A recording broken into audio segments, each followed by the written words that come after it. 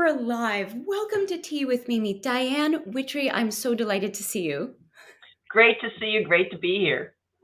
Thank you very much. And as we just let the live stream come through, and yes, I think we're live now, and as we have people join us, I just want to give you an official welcome. I am thrilled to have with me conductor, composer, educator, author, Diane Wittry. Does not need an introduction for so many people, but Diane, I think I'm going to introduce you with just a piece of some of your bio information. Diane Wittry has been the music director of the Allentown Symphony Orchestra since 1995, and also is music director of the Garden State Philharmonic and artistic director of the Sarajevo Philharmonic International Cultural Exchange Program.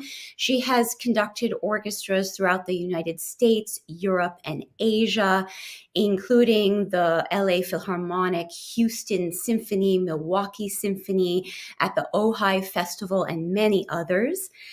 She has authored 2 books, Beyond the Baton, which was a Pulitzer Prize finalist, wow, and also Baton Basics, Communicating Music Through Genres, both used widely by conductors and conducting students, aspiring musicians everywhere. Among your many awards include Top 30 Professional Musicians by Musical America Worldwide, Outstanding Alumni at USC Thornton School of Music at the University of Southern California, as well as the Women of Excellence Award from Beaumont, Texas, and several awards from Allentown, including Woman of Distinction. She's edited works by Louise Fran and is a sought-after masterclass teacher and conductor in conducting classes at conservatories, including Curtis and Juilliard and many others. So without using the whole show on your bio, it's just wonderful to be able to share with you some music and some conversation today, Diane. Great. Wonderful to be here. Thank you. And I think we'll get right to it with just an example that you shared with me of Shostakovich's Festive Overture with the Allentown Symphony. I don't know if you have anything you want to say about it before. We could jump right in to the music and talk about it after. Sure, that sounds good. Okay, fantastic. I'm going to do this one audio switch to help me discover to have better audio. Okay.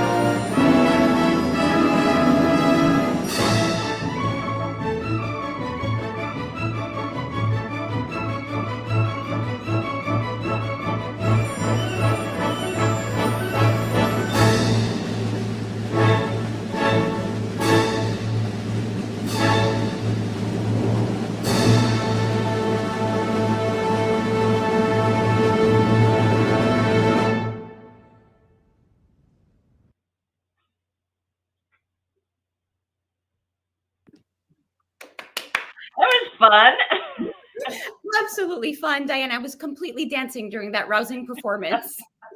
It's such a great piece. I love doing that piece. It's just so exciting and so much fun for the orchestra. Absolutely. Great showcase for all the forces. So, and that was with the Allentown Symphony. And for those of you joining Tea with Mimi now with Maestra Diane Wittry, please say hello to us and let us know where you are, perhaps what you're drinking. And of course, it's a great opportunity to ask any questions of Diane. So please comment in the chat with any of that stuff. And cheers, Diane. What are you drinking today? Well, I was going to drink coffee, but I'm actually now drinking tea. I figured tea would be appropriate for Tea with Mimi. And I've got my Allentown Symphony Orchestra mug.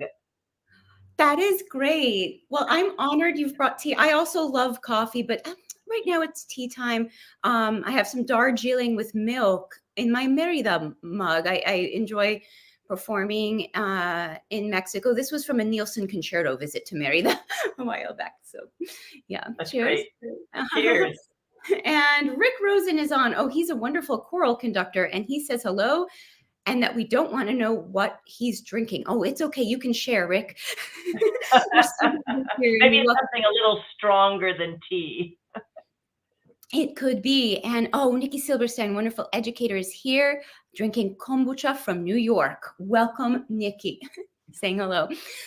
So it was wonderful to see you with Allentown. And I mean, off the top of my head, as music director, you and your team have accomplished so much. And you can go into more detail with this, but adding a second concert in the series, adding a choral program and composers in residence and commissioning works, including the consortium commission of Zhou Tian's marvelous flute concerto, which I was so happy to perform with you and the Allentown Symphony last season.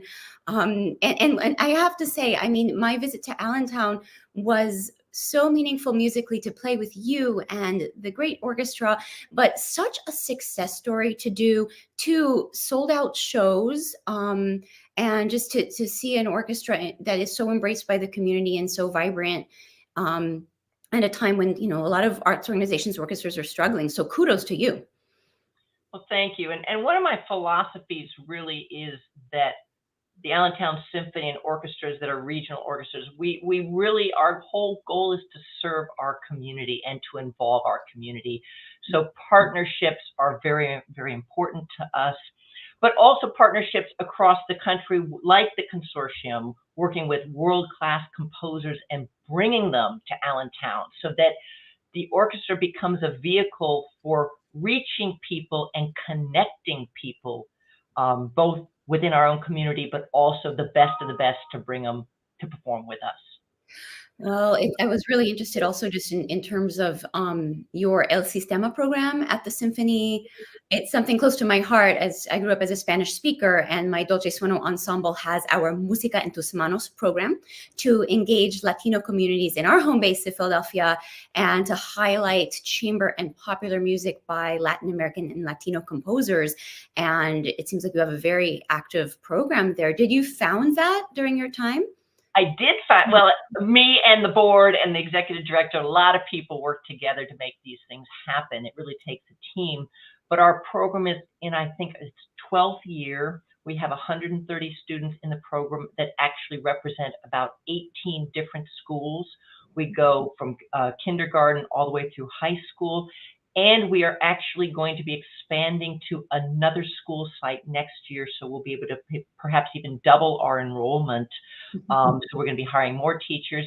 And we are currently looking, actually, we have an opening for a musician in residence, a violinist, who we are specifically wanting someone that is bilingual in both Spanish and English, to teach in our program, to play in the symphony, to live downtown, become a part of our community, and to play for business events and concerts, and just to really be a sort of a voice for the Allentown Symphony in our community. So if you know violinists that might fit our criteria, have them go to the Allentown Symphony website and please send their stuff.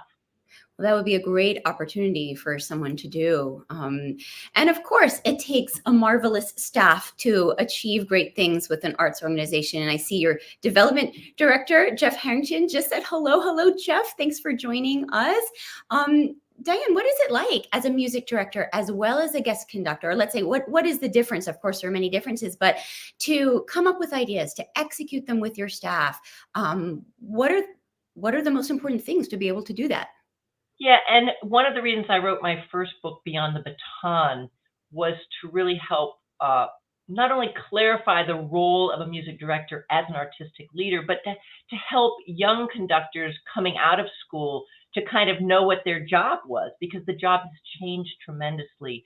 And I really do see a conductor like myself with the Allentown Symphony as a person who needs to have artistic vision over not just the immediate concerts of the orchestra, but the globalness of what the organization is doing artistically throughout the community. And so, I'm very active with the educational programs that we do, with the El Sistema program, with the founding of our symphony chorus, with the new composer in residence program and the new music program, where we're actually premiering pieces by composers in our region, which is so exciting. But then we also have a national string competition, which is happening next weekend, with a $12,000 first prize and a performance with the symphony. And all of these things work together to bring our community together. So as a music director, I select music, I conduct concerts, but I also work on where do we want to be in 10 years? Where do we want to be in 20 years? What do we want to do? How are we going to be impactful? And I guess I want to ask you a little bit about your early years, how you decided to become a conductor. I think you were a violinist I was first. a violinist. I went to USC as a violin scholarship. But I realized, because when I was in school there, people like Cindy Phelps was there, and Cindy Phelps is principal violist of the New York Philharmonic. Cheryl Staples is associate concert. These people were so much better than me. And I realized that I wanted to be a violinist, but then I had to take a conducting class, and it just seemed to combine all the things that I really enjoyed all together. I was always thinking globally. Even as a violinist, I was always listening more to what everybody else was doing. Sometimes I'd miss my own interests because I was so interested in the overall. And so conducting really combined the things that I enjoy all into one package. And I personally, I always wanted to make a difference on a much larger scale than I felt I could be just as a violinist in the middle of a violin section for the rest of my life. Wow, that is so interesting. And going back even further, what about music in your childhood? Where did you grow up? And did you have a moment where music just grabbed you? Yeah, so I grew up in Pasadena, California, and I was one of 5 kids. And 4 of us, my mom started on Suzuki violin all at the same time. And I think the real like light bulb moment for me as a violinist was, we were fortunate enough to live in Japan for a while when I was growing up. My father was a professor, and I actually got to study with Dr. Suzuki.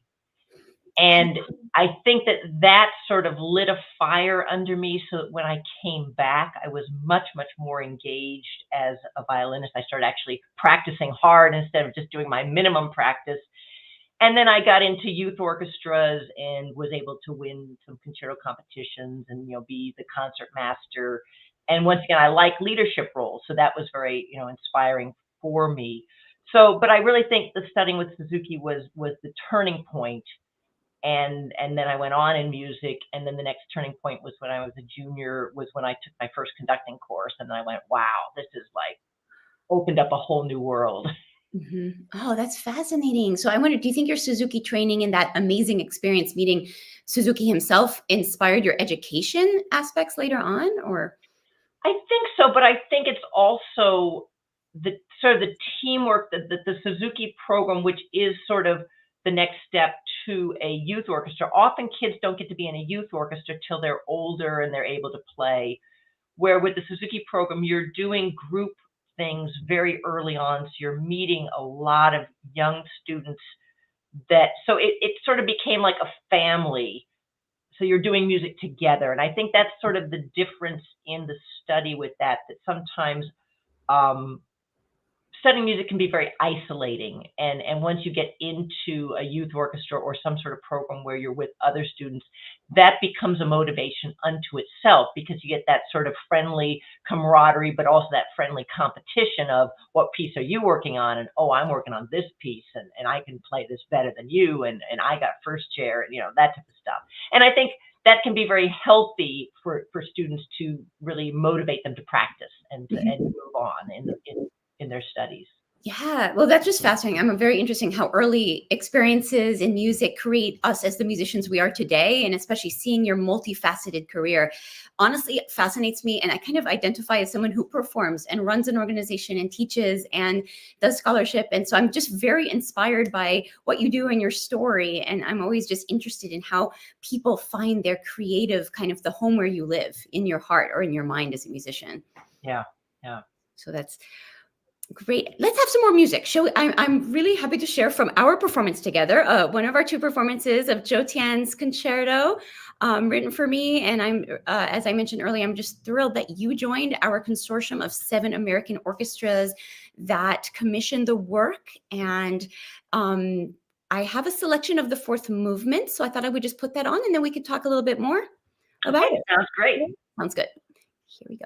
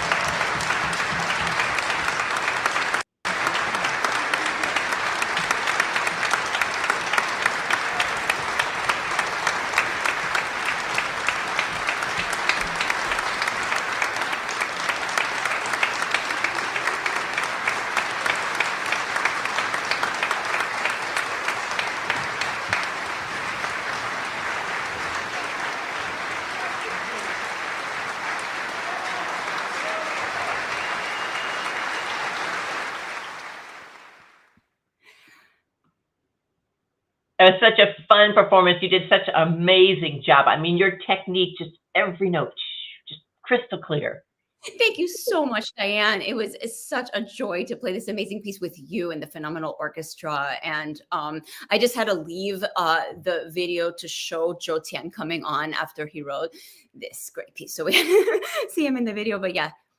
Well, and this was the third piece that we've done of Zhou Tian. So we had actually started working with Zhou quite a few years ago, and we did his Palace of Nine Perfections piece, which I just love. And then we commissioned a piece ourselves for him to write what's called Rise, which was based upon letters from World War I. It was on the 100th anniversary of the end of World War I. It was an amazing piece. And then we were very excited to participate in this consortium with the flute concerto. Yeah, well, it really was such a dream come true. As a piece, Joe and I have been friends for many, many years, and I've performed and recorded and commissioned other of his works, but we both kind of dreamed that this would be a great matchup for a flute concerto, and Iris's really is. It's called concerto, but the first movement, Iris's, he was inspired by the colors that the flute can do, and timbres and tone colors, and irises are my favorite flower, and so it has become immortalized like that. But one of the great things about the piece of it is very virtuosic for flute, and also showcases the orchestra and different soloists and sections in the orchestra. When you are preparing a new work, Diane, how does that differ? Because I mean, you live with scores all the time, and on the same performances, you did a beautiful Dvorak New World Symphony. So that's probably something that you've always known versus something brand new. And how do you do that, even time management wise in your busy life? Yeah, and so working with a new piece of music, I try to really get into the head of the composer. So, I go through overall and to sort of figure out the form and the structure, sort of analytically, almost like looking at a house, an architect's plans. But then I have to try to, once I've studied that, I try to back up and say, okay, now let's look at it emotionally, aesthetically. What emotionally are they trying to communicate? And what tempos make the music come off the page and come alive? So composers always give you tempos, and you want to, and Joe's tempos are always spot on. I mean, he is so good with his tempos. But sometimes there are composers that I work with where their tempos actually, I'll go back to them and I'll say, I know you wrote this, but I feel this section comes alive maybe a little faster or maybe a little bit slower. Because as a composer, sometimes you hear things in your head, and maybe you can sing it in your mind faster than, say, a 70-piece orchestra can maneuver it. So I try to really get into what is the music saying. So beyond the technical, it's kind of like the difference between a painting that's paint by the numbers, and you know how square that looks, and a great masterpiece painting. And so I try to take it beyond the written notes on the page to the sculpture of sound in the air. That I love that image, and actually, it's interesting you brought up tempo as something that is key for interpreting a new work, because it's true. Zhou Tian puts metronome markings that really make the music speak. Like, we really never have to adjust them or question them on any level, musically or technically, but still they're really tools for the expression, right? So one of the things that I think about all the time is choosing tempos in great music.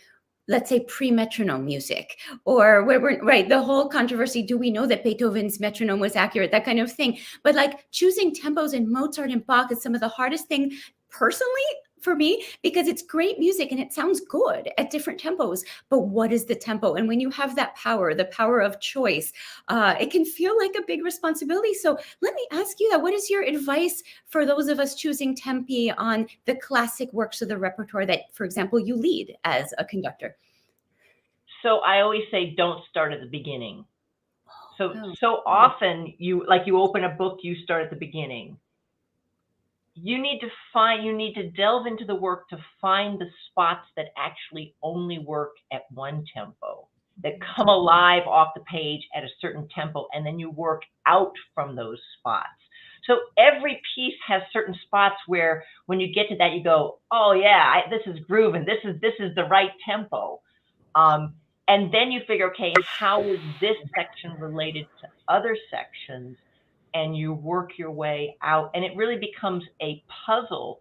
So, and I always encourage, define your tempos, find them, write your metronome markings in your scores, know what you want and know why you want it. And then make sure that when you're rehearsing, a tendency for conductors is, we nail our tempo the first time, but then you start rehearsing, and if it's hard, it gets slower because you're trying to accommodate. People are struggling with notes. And in fact, that's one of my rehearsal philosophies, is always read the piece through, particularly a new work, always read it at the tempos you want to do for the performance, even if it's difficult.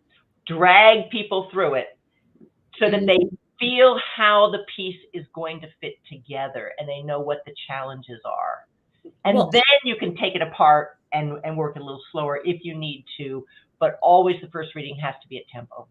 Well, I actually love this, and talking shop for a moment, I know we can because we're getting wonderful comments by great colleagues in the field, Rick Rosen, choir director and flutist, Andrew Kalimahos, and good friend and flutist Prema Kesselman. They're having really thoughtful comments. And an Allentown Symphony goer who was at the concert that we gave, Rena Lambert, thank you for your comment. Juan Nadal, muchas gracias por su comentario. Hi, everybody. If you're just joining, you're welcome to say hello to us. We'd love to hear from you. And it's a great opportunity to ask questions of Diane Wittry. So please keep your comments coming. And while we're talking about this great question about tempi and choice of tempo, when you look into the score to find that tempo or the part that perhaps is not at the beginning, does it have to be a fast part? Is it a technical thing, or it's the part where the music really speaks to you? No, it can be a slow part. And so thinking of music, I feel, is often, even for strings or instrumentalists, is related to the voice and to the breath. So a slow section, you can't go so slow that they can't sustain the bow sound, because that's going to hollow out the sound. You can't go so slow that your winds can't actually shape a phrase with one breath. So slow sections are always defined by, in my opinion, by how you might sing it. Yes. And so even though it might be marked slower than that, if you can't sing that, if your flute player can't play that phrase on one breath, then maybe the tempo is not right for that section. Oh, thank you. Thank you for thinking of it. But you probably circular breathe and can do all sorts of things with breath. Well, honestly, I don't circular breathe. I do a lot of long tone. So it's all what you hear is actually that's the phrase for me. Yeah. But the secret is also, right, on stage things change. At least I find that sometimes it's the spontaneity. You have your plan, but then sometimes you're energized, you're a little faster, or you're a little more drawn out in those bits, right? Exactly. My Saturday night performances are always a fraction, maybe a minute, maybe half a minute, maybe 15 seconds longer than my Sunday afternoon concerts. Wow. I mean, we've been tracking this for years. Mm-hmm. That is amazing. Well, things change, right? With multiple performances and like the more energy that's together and that great animal that is the orchestra. So yeah. Well, this is actually a wonderful segue, because I was so excited to learn about your music as a composer as well. And you sent me just some beautiful examples of your work. I'd like to share from your orchestral piece, Mist. Diane, do you want to introduce it at all before we do that? Sure. Yeah, I wrote this piece on the island of Elba while I was staying for 3 weeks on a villa there that was right on the ocean, and there were some cliffs going down. You could actually go down the cliffs and go swimming. But every morning, we would get up and just look at the ocean, and the clouds would roll in, and there was always mist on. And then across the way, there were other mountains. So sometimes you could see the mountains, sometimes you couldn't see the mountains.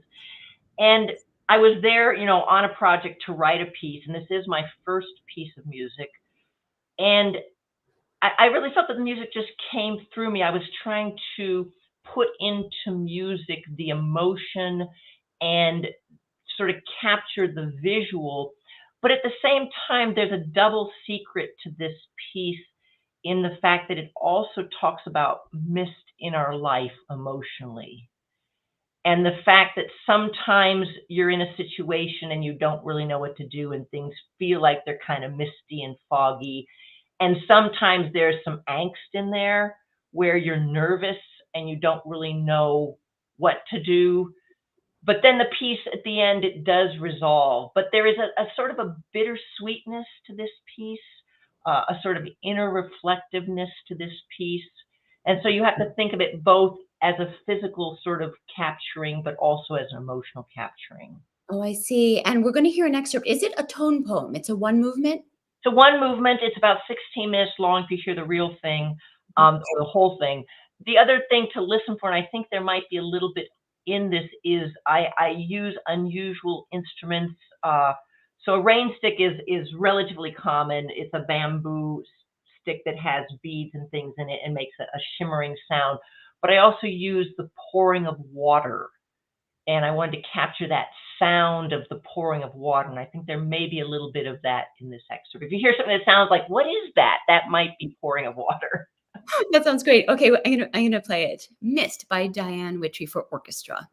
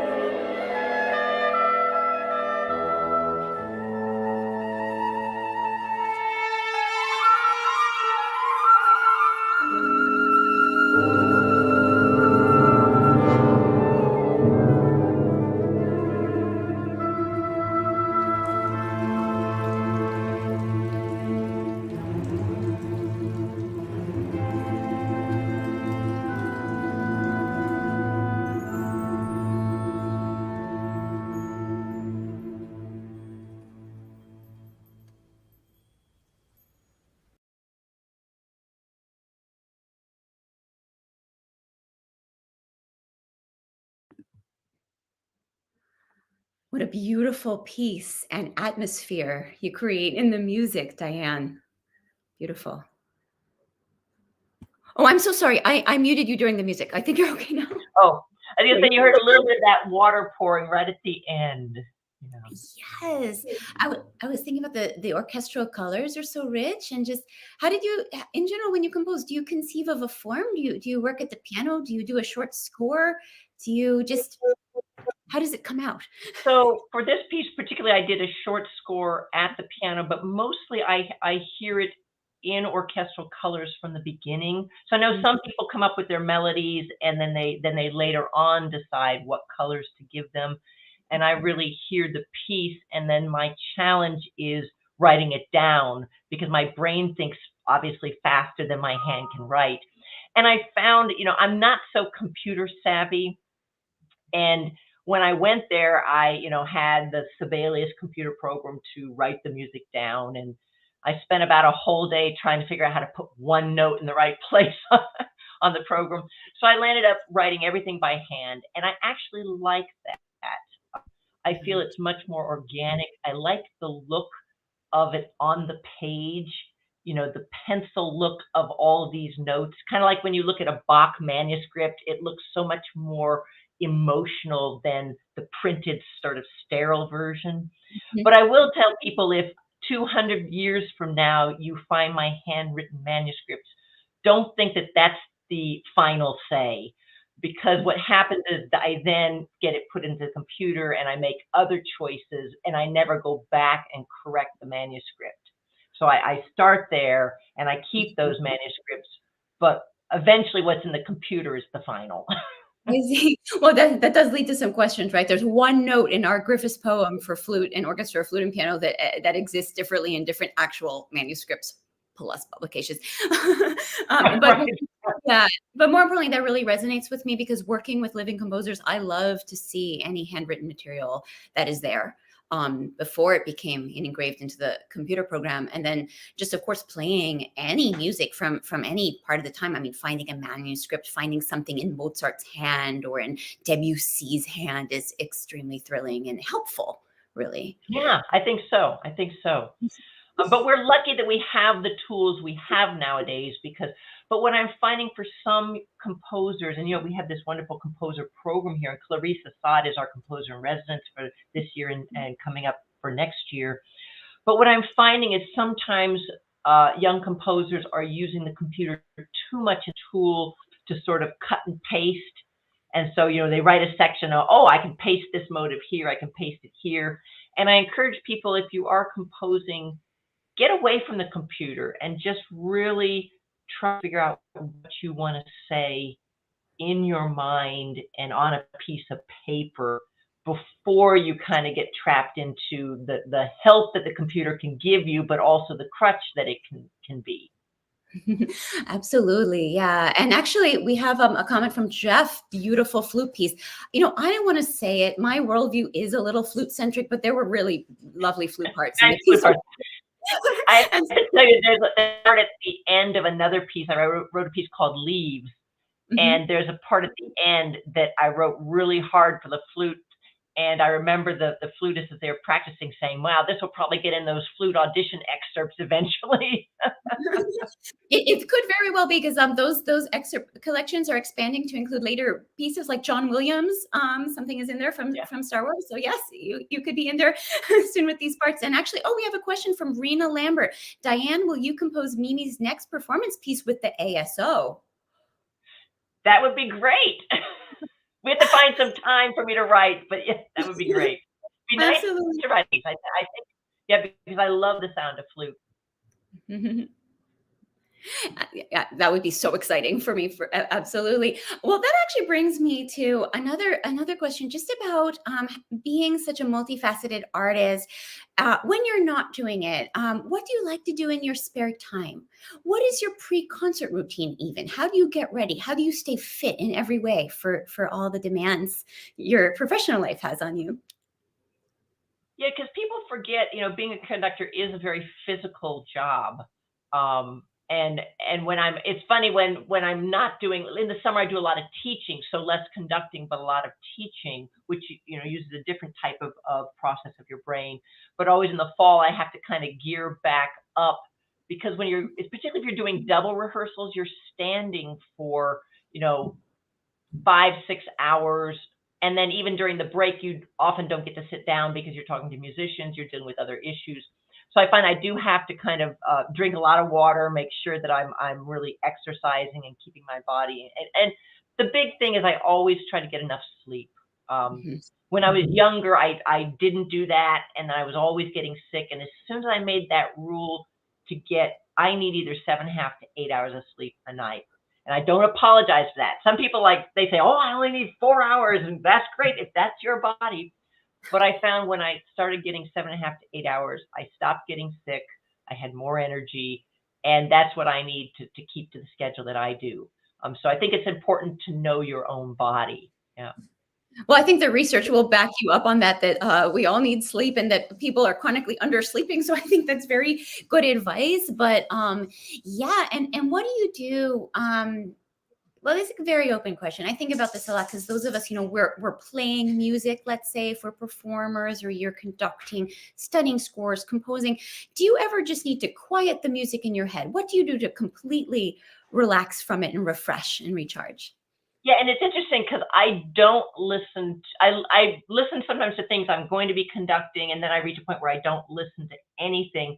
But I don't like background music at all, because if music can't be background, I'm either going to be focusing 100% on it. So I don't listen to like music around the house in the background.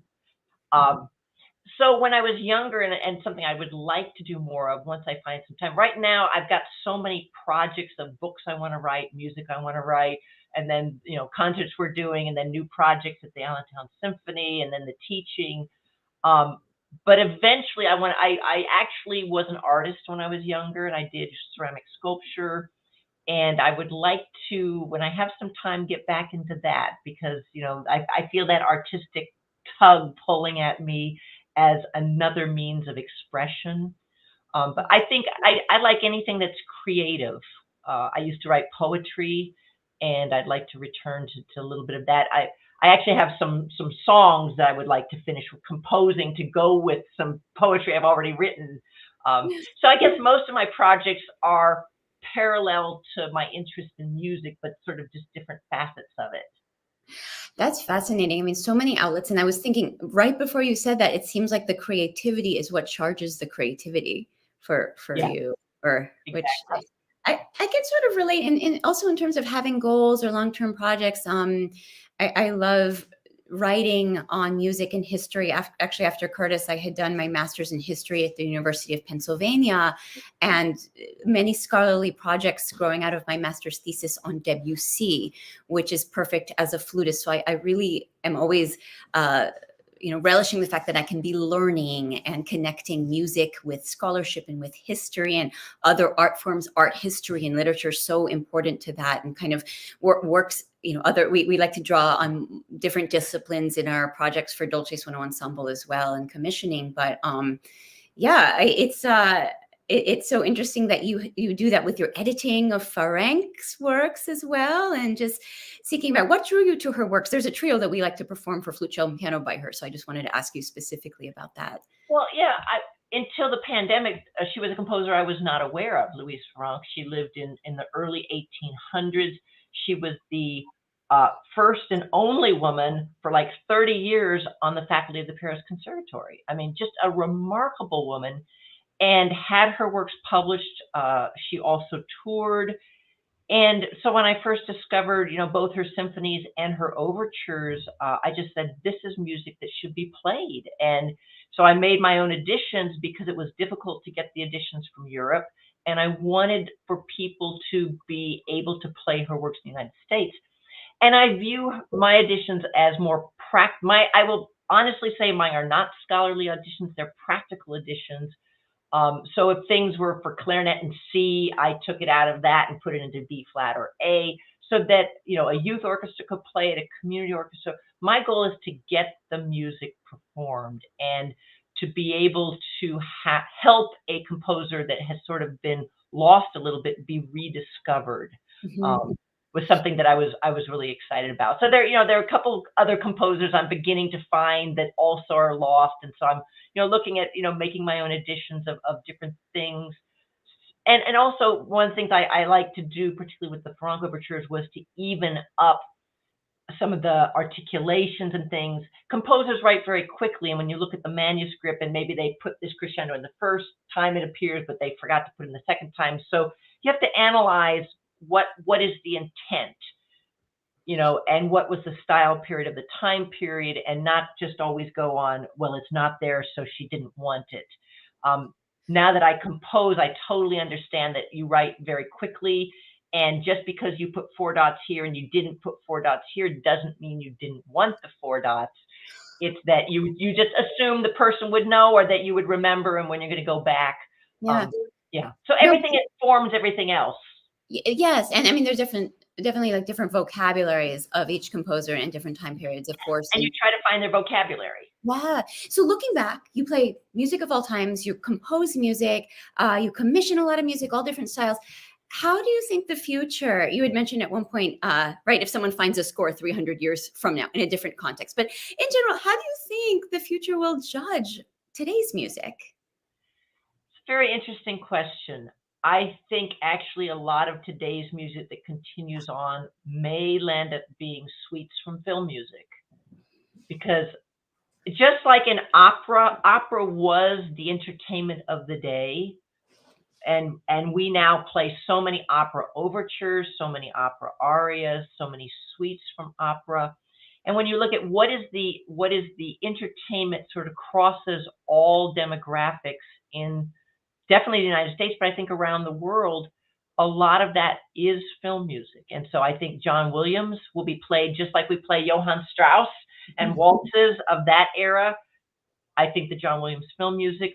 The difference with film music, however, is though film music is often written in very small chunks for very specific moments, and it doesn't always transfer well to the concert stage. And so I think we're going to begin to see some genres emerging that utilize some of the popular idioms utilized in film music, but use them more in a way that works for, say, a symphony orchestra. And when I talk about symphonic music, I really talk now about orchestral music as the full genre, not as classical music, film music, pops music.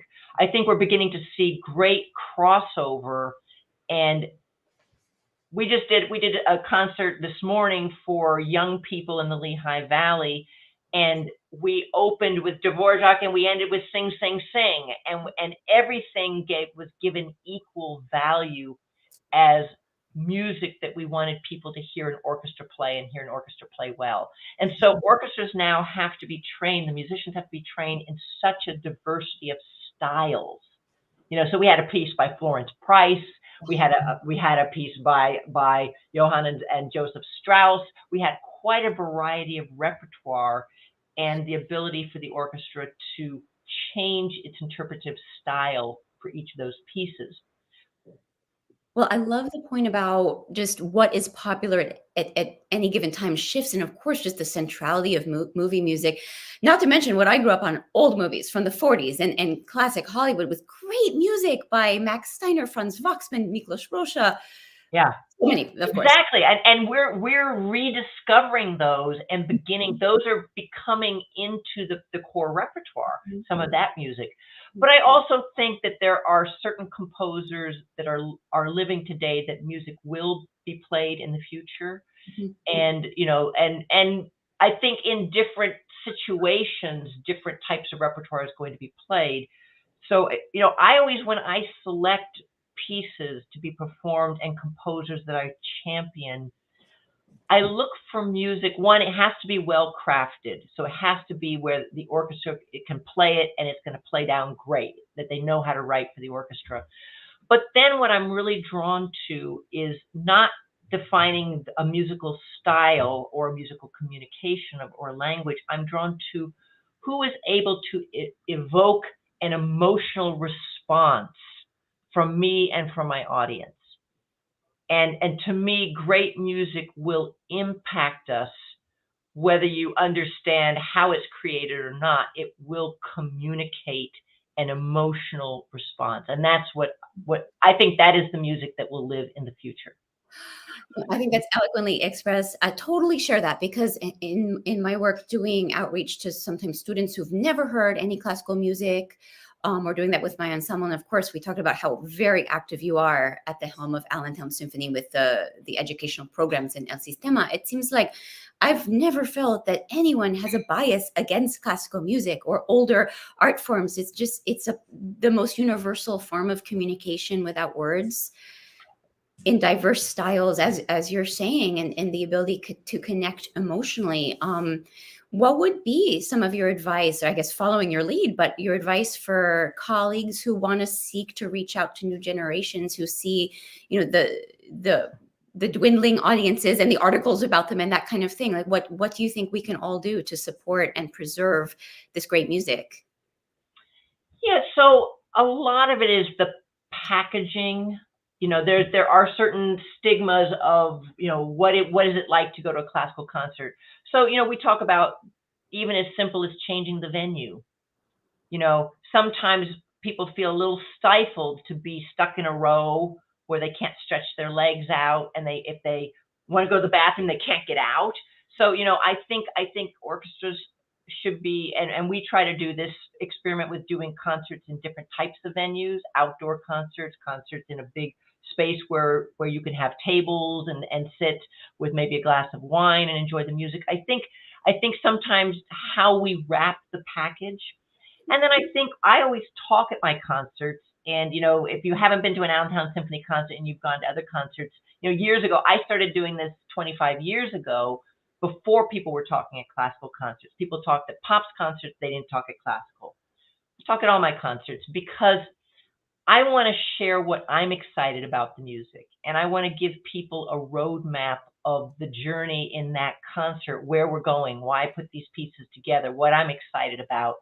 I want to invite them into my world. And I think the advice I would give to everyone is, how can we take down the wall between the stage and the audience and invite the audience to be in our living room and to just join us and share what we find exciting about the music, and give it to them in bite-sized chunks so that they can also be excited about the music. Yeah. You're not going to eat the whole roast all at once. Absolutely. No, I very much feel that as a wind player who plays works that are very well known to us, but not generally to audience as a whole. So I think I've always spoken about the pieces, and it's extremely a great way to just involve audiences in the whole journey. And actually, this whole point really connects to your Ode to Joy fanfare. Maybe we should pop that clip on. Yeah, And should I sort of tell what it is? yes, please, that would be great.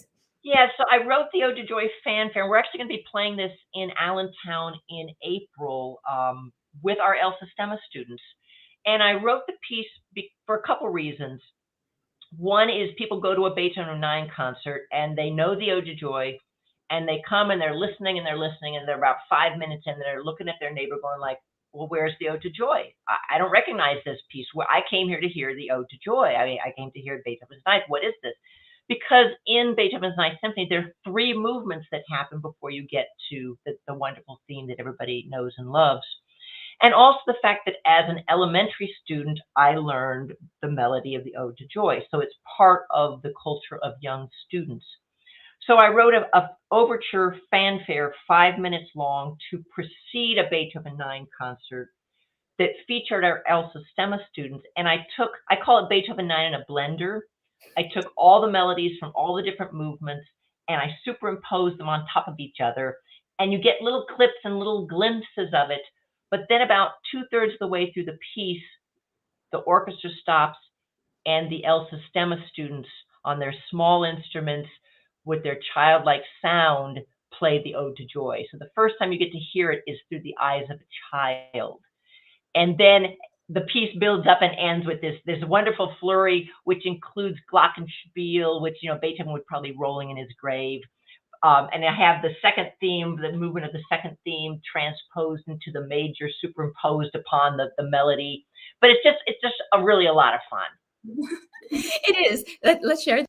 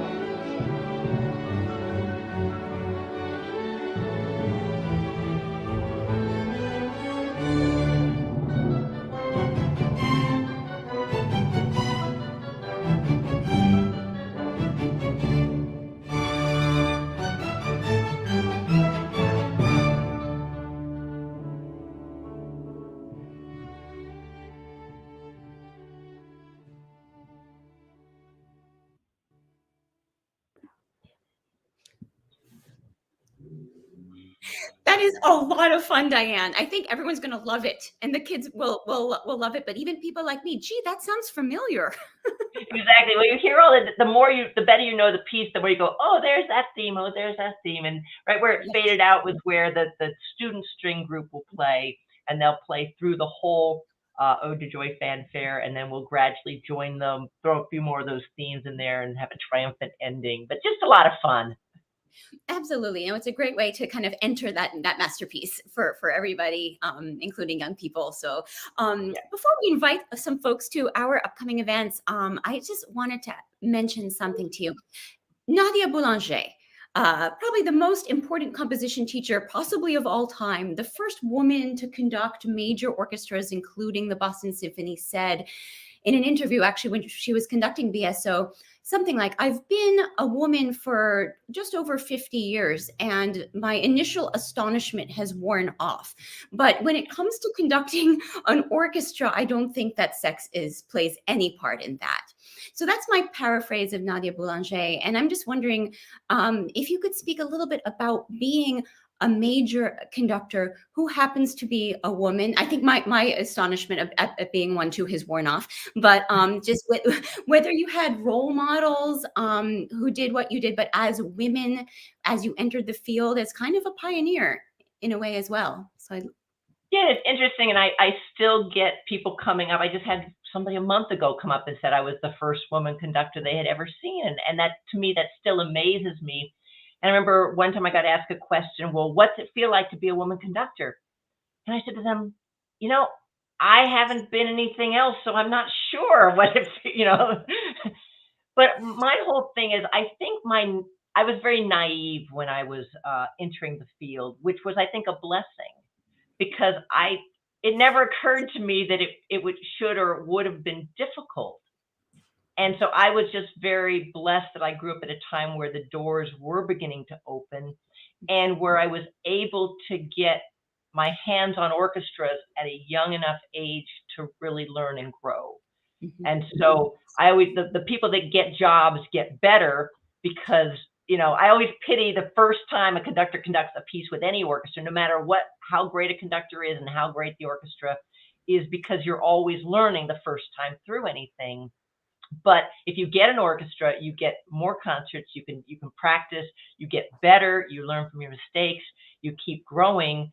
And so I've been very, very blessed that I've always been able to make a full-time living as a professional conductor. I will tell you, though, when I first applied to get a mortgage to buy a house when I was living in Beaumont, Texas, one of the first orchestras I had, they actually said to me, well, I see that you listed conductor as on your job thing, but what do you really do for a living? Because they couldn't believe that somebody could make a living as a conductor. That's amazing. Yeah, cue the train conductor jokes. Have you heard those? Of course. No, but my advice would be for people out there is, don't worry about whether the doors are open, the doors are shut. Just do your work at the highest level you can do it, with the goal of continually improving every single day. Mm-hmm. And every single day work to become better than you were the day before. And it's the persistence that's going to pay off in the end. And mm-hmm. So everybody gets turned down. Growing up, because they were trying to have women on their searches, perhaps I had an advantage at some point, because if 300 guys applied and only 50 women applied, and they said, oh, we want to make sure we include a woman, then that was an advantage. But at the end of the day, in order to get the job, you have to be really good at what you do. And so just keep focused on that. Don't get distracted by other things, and eventually you will get where you want to go. That's fantastic advice. And it's interesting because I think other leading women conductors, Marin Alsop, Joanne Falletta, today there are many very young women conductors doing incredible things.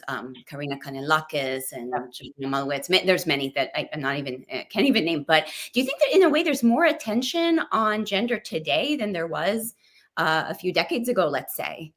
Definitely. Since COVID, there's definitely been a lot of attention, and I kind of wonder if in the 1930s, something that like this was also happening, because I noticed that in the 1930s that was a time period from about 1930 to about 1938 where many women of different ethnic background had pieces played by major orchestras, where many women were suddenly conducting. I don't know what was happening then, but you know, Florence Price had her piece performed by the Chicago Symphony. You look in the history records, and there's suddenly all this surfacing during that time period. So it definitely has been cyclical, but I do hope that this change of really empowering women on the podium is here to stay, and that the opportunities will be there for all the talented women out there that are conducting. Yeah, that's so interesting what you say about the 30s taking the long view, because I had given a lecture on women composers in kind of earlier phase, more like coming from the 19th century. And it was such a catch-22 for people like Cécile Chaminade. You know, Saint-Saëns would say, oh, you write really good music for a woman. At the same time, you're only supposed to write piano pieces and songs, not symphonies, right? So I think things definitely have evolved and improved since that time, for sure. Yeah, yeah. And we're doing Amy Beach's symphony on our Allentown concert, which is coming up in 2 weeks on March 9th and 10th. And this piece has not been played that often, but she was the first American woman to have a symphony performed by an American orchestra. And this was the turn of the century. You know, it's yeah, totally amazing. No, I'm from Boston. I'm very proud of Boston. Both BSO and doing the conservatory in those times welcomed women and students of color in music before many other centers did. So it's great you're doing that. But I have to say, Diane, it has been such a pleasure just to talk with you and hear your thoughts and share music and share that with our listeners. And we have more lovely comments coming through. Actually, you're fantastic concertmaster from Allentown, Eliezer Gutmann, is on. Hi, Eliezer. Hey, Eliezer. We just did concerts this morning. So. Oh, that's great. And he had some nice solos in the Amy Beach piece, because it has a section with violin solo and a section with cello solo. Oh, that's so nice. But I just thank you so much for taking time out of your incredibly busy schedule to join me on Tea with Mimi and to talk and drink some tea. No, it's been my pleasure, and we hope to work with you again soon with the Allentown Symphony. Oh, that would be such a pleasure for me as well. Thank you. And well, I want to thank everyone for joining. This will stay as a video, so you can check back in if you missed some of it or share it with friends. I hope you do. Also, I'll just invite folks to a couple of my events, and then I know, Diane, you might have some upcoming ones as well to invite, but I'll be guest artist for the Philadelphia Flute Society in recital and masterclass on March 2nd, and our next Dolce Suono Ensemble DSE Presents concert series is March 17th for Música en tus manos. And I should actually mention that the piece that we did last year, Zhou Tian's flute concerto, the recording I did with the Marine Chamber Orchestra of the President's own U.S. Marine Band is now out. So I premiered it with that orchestra, and now the recording is available for any of you who want to hear the whole thing after having the taste of it today. That's fantastic. Yeah. And we have a couple of things coming up. I mentioned the concert that we're doing with the Amy Beach piece, March 9th and 10th with the Allentown Symphony. Before that, the weekend before that, on March 3rd, on Sunday at 2 o'clock, we have our National Shot String Competition, which has a $12,000 first prize. It is free and open to the public to come to the finals round, where the top 3 will be competing for this prize, and the audience does get a vote. There's a special audience prize that's awarded. So that's really fun to see some amazing talent. And then if you like the Beethoven Ode to Joy Fanfare, we'll be performing Beethoven Ninth Symphony on April 13th and 14th with the Allentown Symphony, and you can hear that piece live, but also doing a world premiere by a young African-American composer that I'm really championing, Joe Jackson. Just really, really fantastic composer. We'll also be doing a work by Florence Price and Adolphus Hailstork. So that's a real fun and interesting concert too. Yeah, fantastic programming. Thank you. I enjoy programming. It's a fun part. It really is. But yeah, well, thank you again so much. And everybody, thanks for joining. Oh, hello from Victoria Samoyenko. I hope I did not mess up your Cyrillic name, but Victoria, thanks for being with us. Thanks, everybody. Nikki, friends. Thanks, Rena. Okay. Bye, everybody. All right. Bye-bye. Bye.